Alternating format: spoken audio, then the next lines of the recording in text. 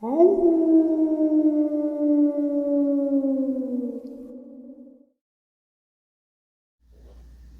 and salutations, everyone. I hope everyone is doing well. Welcome to this early morning, middle of the night bonus upload.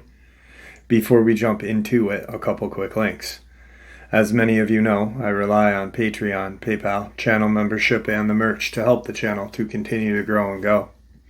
Links to Patreon, PayPal, and channel membership is in the description below. Merch displayed directly under the video.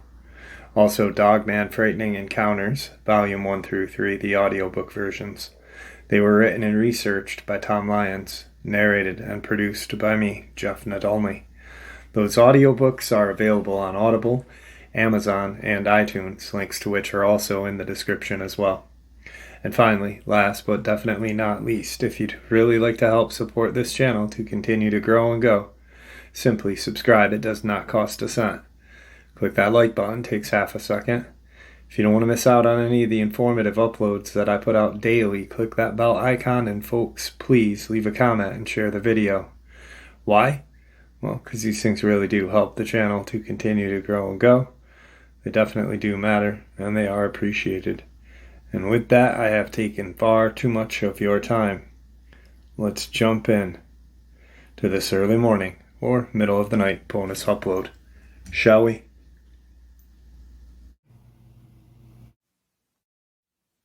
Today's first encounter. Hello, Jeff. My name is JMW. I've had a couple of encounters that I'd like to share with you. You can narrate them on your channel if you choose to. First encounter was in 2002. So, I've been thinking about writing this out for some time now. I am no writer, but the story goes like this. Also, keep in mind that I'm going to see how a more condensed version is first and go from there. 2002, 2 weeks before Christmas, I was having trouble sleeping, so I decided to go coyote hunting by myself. No one knew I had even left. It was about 11:30 at night. No cell phones of any kind. Definitely a bad idea. I start my trek, as always, down a well-used trail until reaching a steep section covered in multi-flora rose bushes. However, I had previously cut a path, and it wasn't hard to navigate, even in the snow that had been falling. I continued down the hill until reaching a large ravine that sits not far from my house. Moving to my left, I went about another 100 yards or so to where this all plays out, and you can cross a shallow stream. I crossed the stream and proceed up a long, snow-covered hillside trail. Getting to the top, I went into action, setting up all of my gear and finding a spot with a good backrest and nice firing lanes. My back rested against a large pile of crush and run. My shotgun leveled across my knees. I sat there, getting colder and colder and more snow covered by the minute. So after 45 minutes to an hour, I decided to quit and pack everything up. This is when things get scary.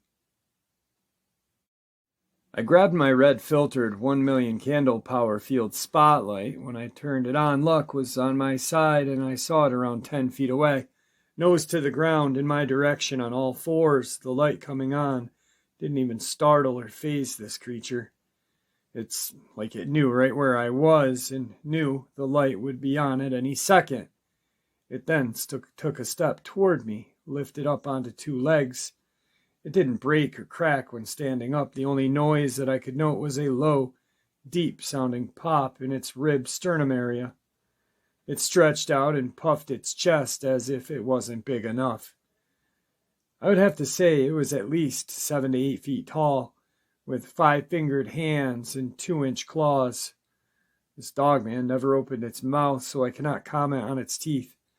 It took a step toward me, and having my shotgun already leveled, I fired a shot that hit it right in its mid-upper portion of its ribs. Mind you, that hitting something this close with a shotgun usually causes a major hole, and nothing could walk away from it. The shot let loose a mist of blood in the red-tinged light of the spotting lamp. It let out a loud yelp, then tucked its ears and ran to my right. It made it out of the light circle in 2 strides. I fired 2 more times at it, but it was much too quick and I missed.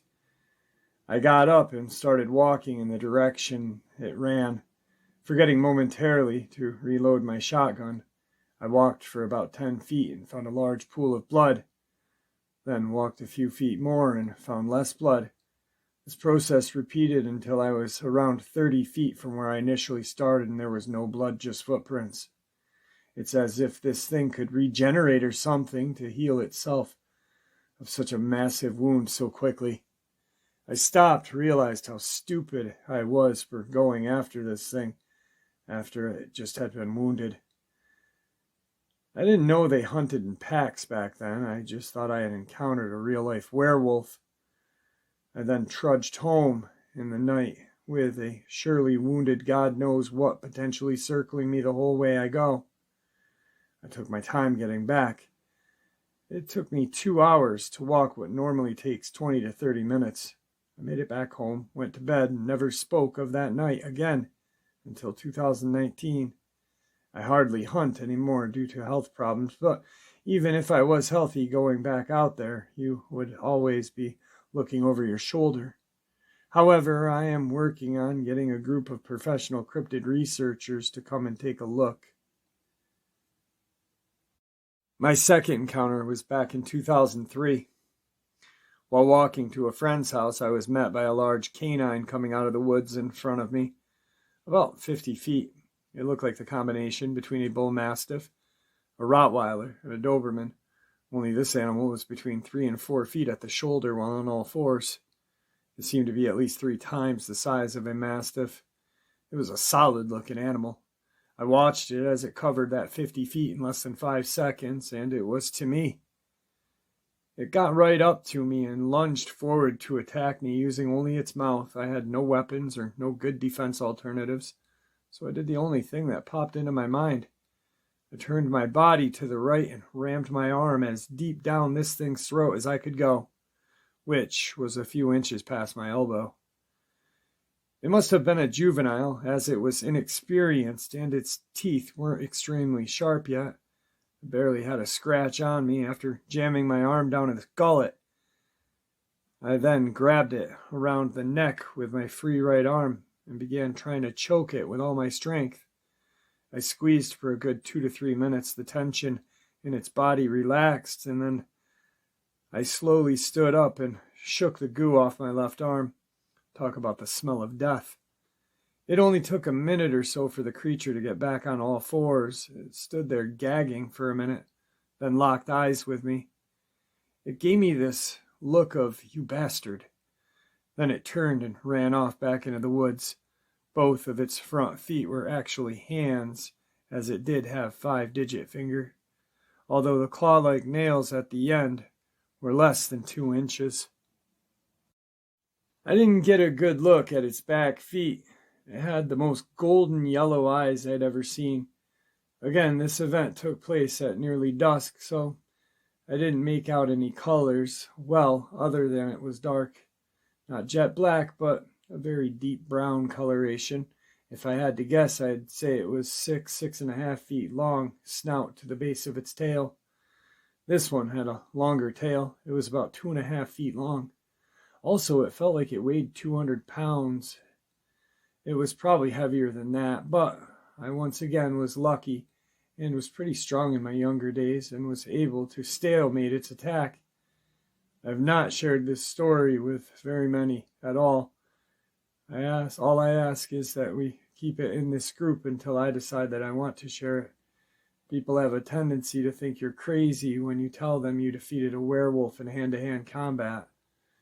It appears that there may be living, breeding population of them in this spot, and I am intending to find out this summer. Today's second subscriber submission. Hey Jeff, how are you?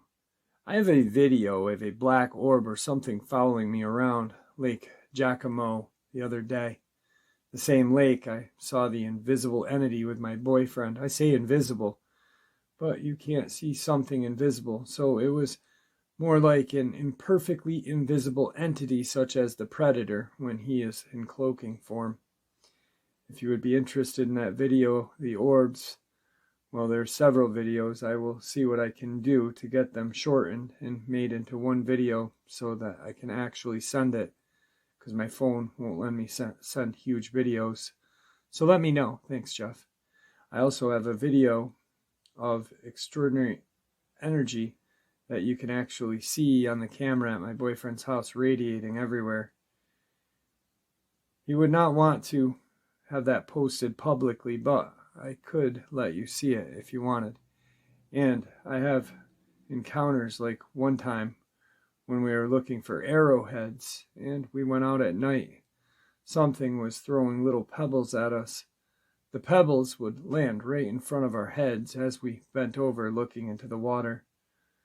That takes some precision and intelligence to do. We were there for hours and it happened many times. And at first I wasn't even sure if it was happening. I would hear it. I could see the water move in front of me, but it didn't register until like 5 times. And I was like, okay, what the heck? My first thought was my boyfriend was doing it, and he said no, it was happening to him as well. And so something intelligent was there throwing little pebbles right in front of our heads, not hitting us, but messing with us. Like I said, that takes some intelligence. The terrain surrounding us was very remote. There's a few houses around there, but there's a lot of woods, and it's out in the country where anything could hide if it wanted to be hidden. And there's also a known Indian burial mound close to the spot. And I'm just giving you a slight detail about it.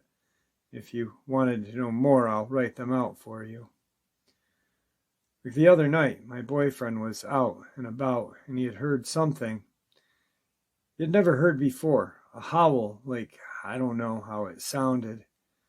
He says coyotes just went crazy, so I don't know what it was, but it sounded like a Dogman to me, as what he described the howl sounded like. Another time he saw something in the little patch of woods at night in the middle of this town. I mean, not even in a town, it's a city. And when he saw it, he immediately picked up a stick and started kind of sharpening against a tree for protection. It had an elongated snout. It looked emaciated, and when he saw them, his son and him took off running on 4 legs. It then stood up and started running on 2 legs as it was running. He said he saw tracks in the snow like he had never seen before. These tracks were not of anything he had ever seen, and couldn't even place them with something possibly that's known to exist. And there's another time when I was by myself. I was out at the end of this trail in the same patch of woods where my boyfriend had dropped me off and took his bike to the top, and I could hear his dirt bike at the top of the trail. And that's a little ways off, so I knew he wouldn't be able to hear me. I heard chains or something and started walking up the trail toward it, thinking it was a person. I guess I forgot to say it was dark out, like 9 p.m. on a summer night. The sun had gone down. It was dark enough that you could not really see too far off. So I started walking toward it. I said hello, and all of a sudden it starts on 2 legs running up the side of the hill. And I could hear the chains rattling. Maybe they were hanging off the side of its belt or something. I don't know. I couldn't see a belt. I couldn't even see chains. I could hardly see and make out the figure. And then it turns directly toward me and starts running towards me. It begins morphing into a dog-like creature. Looked like German Shepherdish to me, as far as I could tell. And the whole time it was just a really pale green glow about it. And at first it looked like a person going up the side of the hill. But then when it turned towards me and morphed into this ghost dog, is what I call it, it went down on all 4s and just ran at me. I know it sounds crazy. It was definitely weird. I can't explain it any better than that.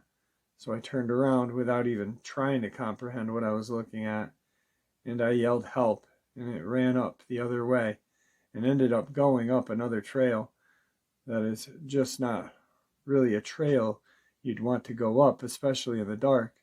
I had no flashlight. It's just not easy. It's steep. It's hard to climb up there.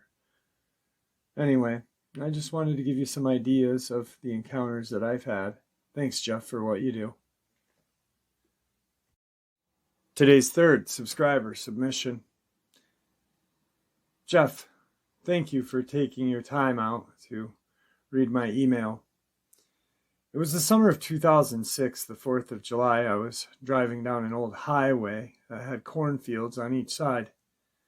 I was heading to pick up my little sister and her boyfriend at the time. They both were not at their job, and their boss said they would be back in 30 minutes. So I figured I'd just head home and wait for her phone call. It was now 12:01 and I had just crossed the bridge. It was about less than a mile from the turnoff to the old dirt road that I needed to head to my house. The road is now paved, for it's in city limits. I looked over to the cornfield on my right, for I had an odd feeling something was not right. Also, I wasn't the only person on the highway either. There was traffic on the oncoming lane. When I looked over to the cornfield on my right, I saw this strange dog coming out of it, and it ran across the single-lane highway. I saw eyeshine still on the right shoulder of the highway. When it came up on it, my headlights and the other car's headlights lit the area, and I saw what looked like a hyena. I looked into the cornfield and saw another one, but the thing had the face of a man, like if it was shifting into a creature, like the two he was following. But I locked eyes with both of those hyenas. I made my turn onto the dirt road that was about 20-30 feet away from what I saw. I wasn't too happy to be called at 1 a.m. to pick up my sister from work and drop off her boyfriend. The week was odd, for I had worked at Walmart and I had 3 people come to my checkout that were from South Africa. 1 woman and 2 men, 1 black, 1 white. After they checked out, one by one, they went over to the McDonald's that was in the store at the time. They would just watch me, and I got that same feeling once more I had the night that I saw those 3 hyenas. I got off work that night, and I drove on the main highway that led to my house, and as I passed an old gas station with the windows open in my car, I heard 3 people from behind the gas stations in the fields behind it calling my name. This went on for about a month or so. I was very uneasy going out at night. There had been several nights after what had happened that I would hear knocking on my bedroom window and laughing, and someone at my tiny bedroom window whispering my name. But it would only be on nights my little sister would stay the night at her boyfriend's, for it mainly happened when I was alone, like they planned it as if I told someone. They would think I was crazy. After that summer, I hadn't seen them or heard them again, but I still get an uneasy feeling every few years during a summer night. Part of me wants to see them again, but part of me does not. I am worried I wouldn't walk away from it this time. Thank you, Jeff, for all you do. Today's 4th subscriber submission. Hey, Jeff, how are you? I'm scheduled to retire in 6 months, but I took a leave of absence shortly after my encounter, which will postpone my retirement. I've heard stories and have gotten calls for a year, and I chalked it up to misidentification or a Sasquatch, which I've seen plenty in my career. My encounter happens as I was responding to a call of who I knew the residence of the caller, which I cannot disclose, due to a tragic mauling that happened years ago, which my supervisor at the time told me is one of the worst crime scenes he had ever seen. So the call was a couple of guys stalked by a couple large coyotes as they were trying to finish loading their truck for a customer for their move. I reached the property off of Old Taylor Road. It was 8 p.m., relatively getting dark. I had all my lights on, so the area was lit up well. I exited my car with my AR at hand, went to the shed where they barricaded themselves in. I was able to get them to come out. I asked them about the resident that lives here, I was told that they were moving, and they hadn't been on the property for days. They asked if I could stay as they finished loading. It'd be about 30 minutes. I obliged. They finished up and headed out. I walked back to my patrol car, which was about 20 yards away. I started getting this uneasy feeling like I was being watched. I got into my patrol car and started my report. As I was doing that, I heard a guttural growl and looked up to see a werewolf that looked like the Van Helsing one standing 15 feet in front of my car. I put my car in reverse and I was about to proceed. There was one in the rear. They had me boxed in and slowly approached my vehicle. My AR was less than a foot away, but was already secured, so it would have taken me a few seconds to unhinge it, and I felt it wouldn't be enough time before they were on top of me. As it got a foot from me, I turned my siren on, and the PA, which caused this screeching noise. It put its raccoon-like hands to cover its ears and leapt off into the brush. I took off to the main road with the emergency lights and speeding all the way back. I always thought that the victims were not seeing what they said, convincing them that it was something else to everyone. I am truly sorry that I did that. And I am truly sorry for all who have gone through this too. Today's 5th subscriber submission. Jeff, how are you? I've got a couple of things I'd like to share with you. I had just come home going to my RV out on the ranch after midnight as I babysat my grandkids 3 nights a week for my waitress daughter who got home late those nights. Ranches have gates. Got out, swung the huge gate open, hooked it to stay, got back in, drove through, got out, went and closed it. 13-foot gate. Got back in the car, started slowly rolling uneven dirt area, riding the brakes which lit up behind my car brightly. Glanced in my side driver mirror to see a dark, shaggy, and at least 7-foot-tall werewolf-looking creature standing in the vegetable garden that was next to the gate I'd come through. It was about 13 feet from where I had just did the gate. It was standing sideways as I viewed it, shoulders rolled lanky forward, but standing on 2 legs just like a human being. Its arms hung lankily to its side. Its head was flopped forward and down, so its whole long muzzle was resting on its neck-chest area. It was totally passed out. I realized it was in a deep trance state. I know for a fact that the beings with UFOs put that being there, knowing I'd be getting home late and had to get out and do the gate. They put it there on purpose. They have to transport cargo holds, just like we do on Earth in their ships, by which they transport and drop off creatures on our land waterways, even the flying cryptids, all of it. They're doing it all. This whole mess with monsters on Earth is them doing it in their ships, UFOs. They landed a saucer on the next ranch over, and I saw it another night, late, coming home when taking care of my grandkids while my daughter was at work. It was blindingly bright, flashing strobe lights of different colors, and it was actually on the ground, way the hell out in the neighbor's ranch pasture. Anyway, so the werewolf had a spiky mohawk of very stiff-looking hair sticking straight up and out from the top back head area down to its shoulders like a wild boar hair looking.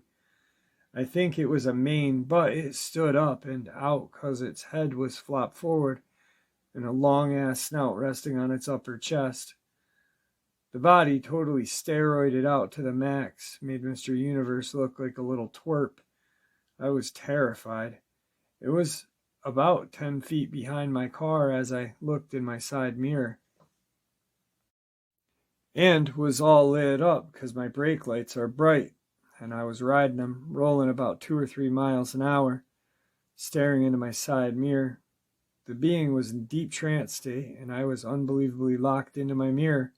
I couldn't seem to feel time, space, or anything. It was like time stood still, and I was in absolute horror because I thought I was going to die that night. They were going to wake it up, do something. I snapped out of it and gunned the gas pedal, hauled ass 50 feet, and around to the back of the barn where my RV is parked. Parked 2 feet from my RV door, jumped out, got inside, started frantically locking the door, checking the window locks. Sure, curtain cracks couldn't be looked through from the outside. Sat down on my bed and felt relief till I thought, hey, wait a minute. Why am I feeling safe? It's 50 feet away from where I'm sitting, and it's probably still over there standing there. So I sat up most of the night, tired as hell. I work a lot of days cleaning plus babysitting 3 nights a week, and that's a 30-mile round trip through the California mountains each time. But I was terrified. I sat there waiting to die because I really thought they were going to come and kill me. It could have peeled my RV door right off and flung it over its shoulder like a corn chip, snout looking very long, maybe over a foot. Had to weigh a hell of a lot. I'm thinking 500 to 600 pounds. If I had to guess, God, I'm feeling scared just thinking about it. They dropped them off here. And a few other things. Once standing over next to the big pond, maybe 60 feet from the gate I have to go through. Had been a babysitting again after midnight again. Got through the gate and started going slow into the ranch, bumpy dirt area toward my RV. I looked over toward the pond, 60 feet from me, to see there standing a 2 feet werewolf on the trail next to the pond, staring at me. Never moved. At 2 or 3 miles an hour rolling, I stared back in terror into those golden eyes, like buckwheat shaped, which is like a triangle with a fat wide end at the temple and the point of the triangle going in to meet the bridge of the snout. Not eyes like a cat at night in the headlights, not at all. They were very solidly defined in deep correlation, though not translucent. Just deep, strong, glowing color, gold, amber, yellow tone, yellow, the most prominent hue though. Not glowing like light bulbs though, and yet not like nocturnal earth craters either. You know what? They're like owl eyes. Just remembered the times I've seen owls at night. That deep yellowish golden color with the tiniest hue of amber in them. And the same exact intenseness. When you shine a flashlight on an owl at night, it's not the same eye-shine glow as a cat, deer, bobcat, or mountain lion, or raccoon. The werewolf's eyes are like owl eyes that way.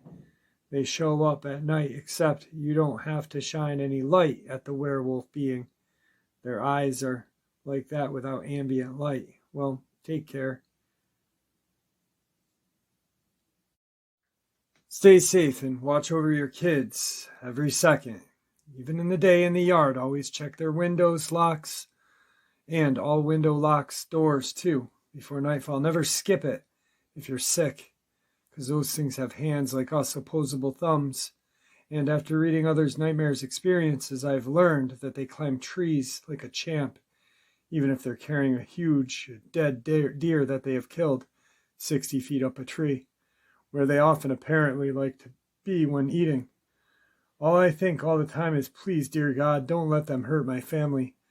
My 2 grandkids, 12 and 16, they dirt bike and ride in the woods. My daughter won't listen to me, thinks I'm reading too much into this crap or watching too many scary movies, as she puts it. She won't listen. I can't even describe how I feel about that. She lets them go out riding. My heart is broken over that. I'm horrified someday she'll call me and tell me that they went out and never returned. I love those 2 kids more than anything on this earth. They're the most important thing in my life, and I can't protect them. I feel helpless. Good night to you and yours. Again, thank you, Jeff, for all you do. Take great care 24/7. Today's final subscriber submission. Hello, Jeff. I hope you are doing well today. I figured if I was to tell anybody about my past event, you would be one of the few people to believe me. Though I don't know where to start. I guess I'll start with my trip up north when I visited an aunt of mine for a few weeks. Her house had room in the basement, so that was where I stayed. I tend to overheat at night, and I like to either walk around or go outside and relax and look at the stars. That day there had been an animal attack. I can't say wolf for sure because I never managed to see it, but as you will read, I have reasons to believe so. There was a trail of blood leading to the forest from just behind the barn/shed that led to what was left of a deer. Nothing odd there. On that night, I was restless and chose to go outside on the front porch. When I stepped outside, I was so relieved by the cold.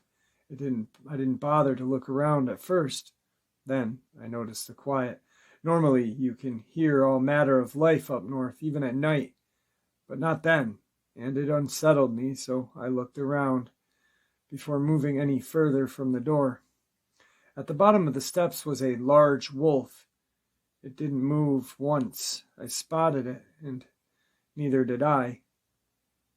It seemed like time stopped, and somehow we both tilted our heads as if an unspoken question, "What are you doing here?" was in my mind. I didn't talk because if I spoke, I felt that breaking the silence would be wrong. Eventually, I almost relaxed and looked away, knowing that it was still there, but that I would not be hurt. After another moment outside, I backed away. Never quit giving my back to it, but I stared as I closed the screen door, and then when I closed the wooden one, it left. I don't think it was normal animal because you could see it was smart, and it didn't have any fear or anger. The eyes were beautiful color. They seemed almost like a dark gold, but it was many, many years ago now. I can't say the height because of the stairs altered my perception, but at a guess on all paws, it was at least 4.5 to 5 feet tall, given the railing height just a few feet away. Another odd thing happened to me at that house and seemed to follow me even now, but it seemed to fit into your channel the most. Use it or not, it's just my thank you for all the wonderful stuff you do for me. Have a great day, Jeff. And there you have it, folks. I hope that you all enjoyed this upload as much as I enjoyed sharing it with you. I'd like to thank you all for supporting the channel. It is, after all, your support that helps the channel to continue to grow and go, and what gives us all a place and a chance to share our experiences and theories judgment-free. Everyone is simply treated with the respect that we deserve. Please stay safe, happy, healthy, and ever vigilant, keeping an eye on our children, our pets, our family, and our friends. These creatures are real. These events have happened. Share this information with those you love and care about, and it may just help save their lives someday. Until next time, never stop asking questions. Never stop searching for the truth. And God bless you all.